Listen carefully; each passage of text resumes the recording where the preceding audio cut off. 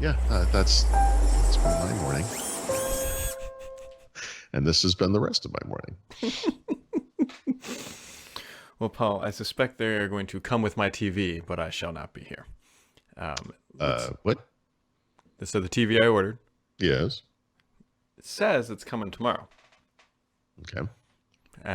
This is a good FYI for everybody. There'll be no live show tomorrow because I have an obligation from roughly about 12:45 to about 2, Yeah. which is I can guarantee when my TV will show up. Right. Because I have How's to it sign for arriving? FedEx. Don't your parents live nearby? Yes, but my parents are coming. Like it's Oh, literally oh. a musical at my daughter's school, Gotcha. Yep. and so like my parents are going too. You don't have any neighbors that live. Well, I have neighbors. I have to sign for it is the problem. Yeah, I know, but I mean, maybe one of them could do that for you.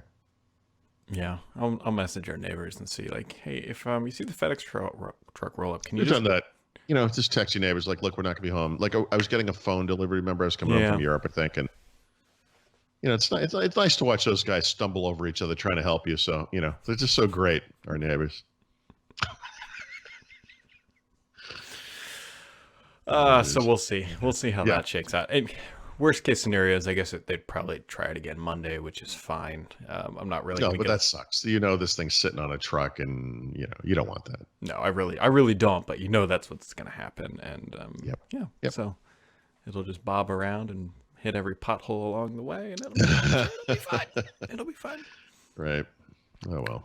So I don't know if you saw this morning, Paul, yet, Mm-hmm. but the publication ProPublica, I believe is how you pronounce it. Okay.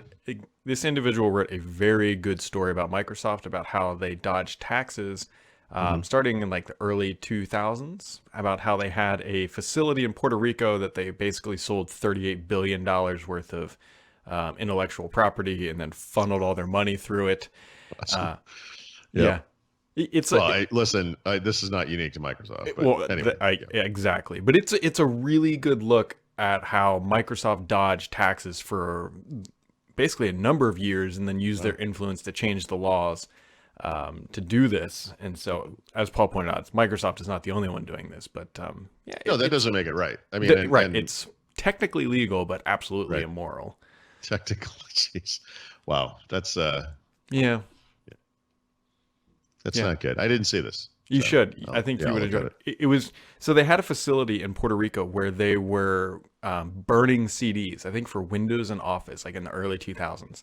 And then they realized that, hey, that location has a lower tax bracket.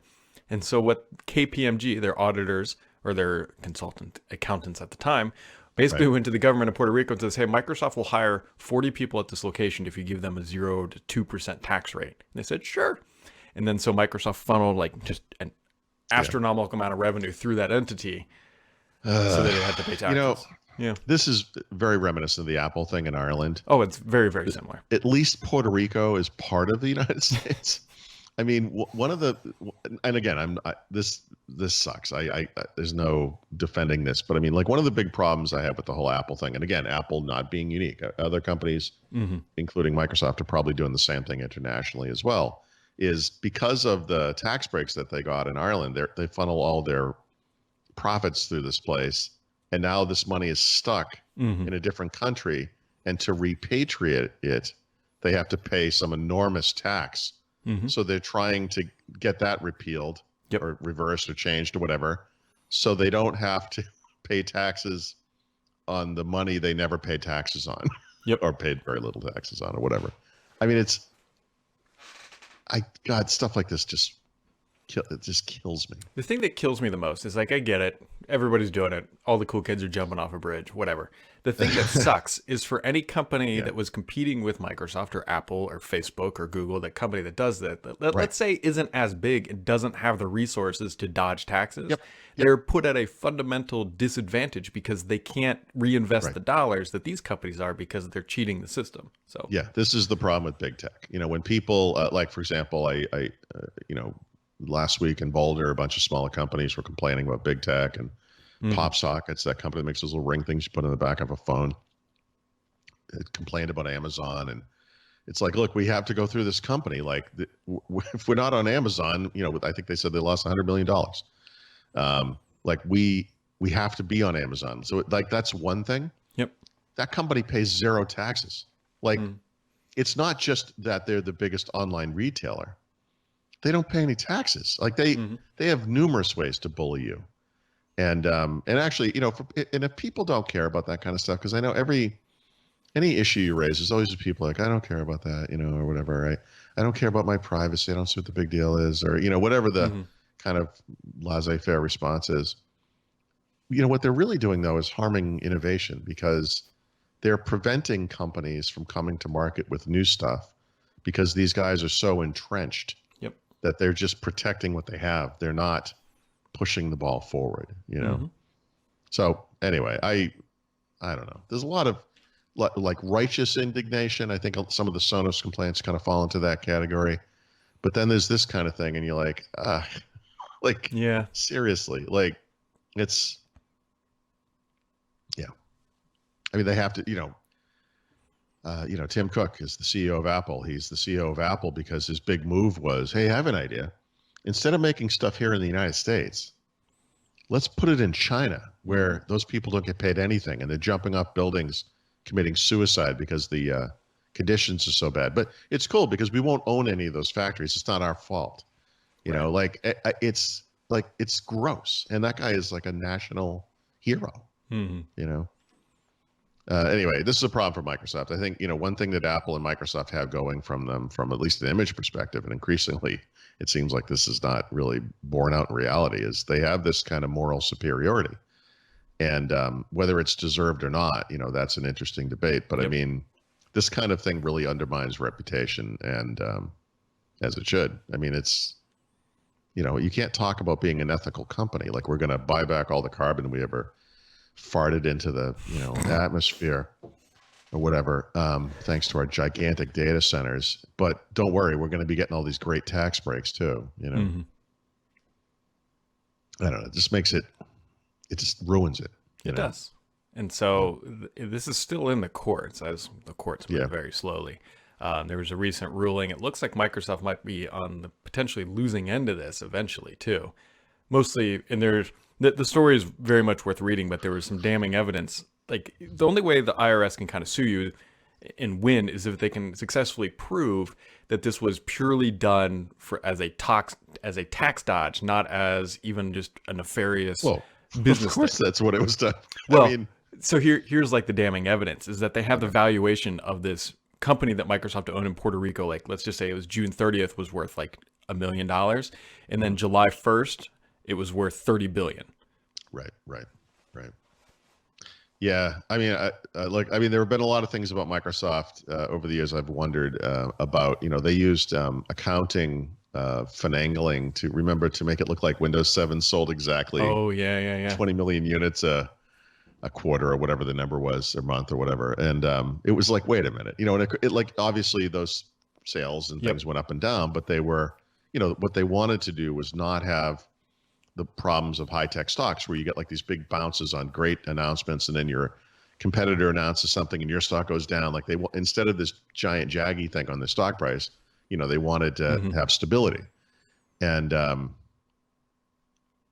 how is, again, I'm sure it was perfectly legal. Of course, like whoever the CFO was at the time or whatever, of course, and who knows, maybe there's an argument to be made that, I don't know, Nadella came in, Amy Hood, I don't remember if she this was, I don't remember when him. Amy came around, but this probably predates. Yeah. It definitely. Oh, no, I assume it predates her, but I mean, the argument you could make now is, well, Ballmer. We have a different crew in place, and, we didn't do any of that. When did Ballmer take over? Very early 2000, like 99, 2001, somewhere. Okay, so maybe it was because I think this was like 2002 ish. It was definitely under Ballmer. Yeah, this is Ballmer. Yeah, although Ballmer is CEO, especially in the early days. I mean, Bill Gates was chairman. I mean, you could kind of look at the leadership of the company at that time as being two people, really. I mean, making decisions. But yeah. And I don't remember a CFO, Greg Maffei, maybe. I don't remember who the CFO was at the time, but anyways, that Razer phone that you will never buy but probably want to hold just once will go on sale February 6th for $1,500. No one's Let me buying ask you something. Do you it. think that thing will be supported with 10 years of updates? Or because I'm never I'm gonna, not. I'm not I'm going down never there. gonna let that one go. It's like I bought a Sonos speaker in 2006, and sorry, too much. Sorry. Yeah, maybe. God, the whining over this. Man, listen. As you said yesterday, I thought you were right about this. Just kill the Sonos topic. There are things Sonos could do better, right? Yep. And I don't know the truth of half of this, but I mean, I think offering an upgrade plan for newer devices is good. It should be for all devices. Obviously, if you owned a Sonos 5, you're going to want a new Sonos 5. Like, I think there's some things they could do a little bit better. But my God, like, unfortunately, the reality of the situation is these things really, they are aging processors, et cetera, et cetera. At some point, they're just not viable in the ecosystem. But I'd like to see some system where they could, you could just continue using them. And you have, like I said, or one of us said, you have this network of these older devices and they still work, Yep. So hopefully. Yeah. I think that's what will come out of it, honestly. They've got until May to figure it out. So yeah. They will. They're not, yeah.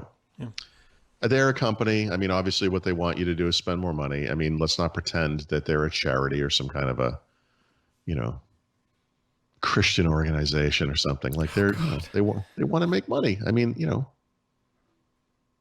That's Paul at Thurrott.com for. Well, no, they are a company. It's like the Microsoft thing we're talking about today. We can get all, and we should, because we have to talk about this. It's, I have said, for example, I feel that Microsoft overall is a more ethical company than, say, Google. Mm-hmm. I mean, I would agree. Most companies are. Google's a terrible company, but whatever. Yeah. You see things like this, you have to point it out. Like there's a hypocrisy to this. They're a business. I mean, they're in business to make money. They have shareholders. Mm-hmm. I can assure you, none of their shareholders were like, oh, I'm going to sell my stock that's through the roof because these guys were using a tax haven legally in the country. Yeah. No, we can get all righteous about it, but yeah, as a human being, as a person, I mean, I absolutely have a problem with that kind of thing. I don't think it should be allowed, but although I guess we will find out here in the next couple of years whether it was legal. It was marginally grayish legal at the time. Grayish legal. Yeah. Okay. I mean, I suspect it was probably legal, but whatever. It doesn't make it right. Right. So here's a fun little thing, and it took me far too many minutes to figure this out. So, oddly, there's a bunch of ice at the bottom of my driveway. Not like it's cold outside. It's not. That's not that big of a deal. But there's a lot of ice, and I could not figure out why. Like other neighbors don't have ice. It's my sump pump. Oh, because it's working. Yeah, it's a good thing that there's ice at the bottom of my driveway, but there's a lot of it. It'd be better if it wasn't at the bottom of your driveway. It'd be better fortunately, it's off. It's only covering like 10%, and it's on one side. But it's fine where it is, but like there's a lot. Like you look at it. So like, what does that mean, though? Do you think it's pulling a lot of water out of your basement? Basically? Oh yeah, I mean it's gathering the water that's seeping down into my yard that would have been pushing up against my house and is now. How does it end up there? What's the path out? So the way it works, or what the problem we had, is that water was actually seeping up through the slab underneath, not through the walls, but like right the water table rises and it comes up through the floor. And so the way the sump is set up is to pull that water that was coming up through the floor and pulls it over to the sump pump, which is in that corner of the house, not that you can see. And then what it does is once the well fills up, it pushes the water up out through. Where's the well? Is it outside of your foundation? No, it's underneath the slab. Like they dug a big hole. I mean, it's not like a well. It's probably like think of like I don't know, like a big oil drum thing. Like think of an oil, like an oil drum. Yeah, like that size roughly. Okay. And then so it pushes the water up, out, and then it goes out through through the wall and into my downspout.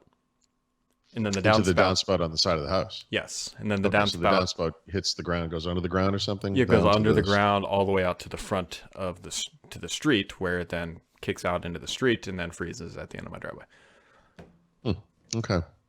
Yep. Yeah, so that was already there. Like you wouldn't reroute the part that goes through your. Correct. lawn or whatever. Right.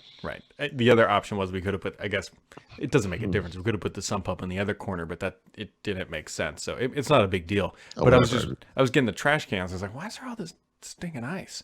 Like, look at my Was this neighbors. a concern for your cars or anything? No, it's not that. It's not like the whole street's a skating rink. It's in the gutter, but it's Weird like that this is happening now, though. Why would I? Is this is like water in the ground? Mm-hmm. I guess this is below the frost line. How deep is the frost line? I don't even know. Probably 36 inches. Yeah, so there's just water down there. Well, it rained. Like it rained for a while. Like there's just water and it just slowly seeps in and then hits to the sump. Sump kicks it out. Like I think that sump pump will not turn on unless there's at least like 3 or 4 gallons of water in there. Oh, so it seems like in the spring it's probably going to be really bad. Well, in the spring it'll just be water and it'll flow. Like we live on a hill, so it'll flow. The other thing too is my furnace dumps into the sump pump. Okay. So that adds water to it as well. Yep. So anyways, there you go. Fun time with sump pumps. You got anything else for today, Paul?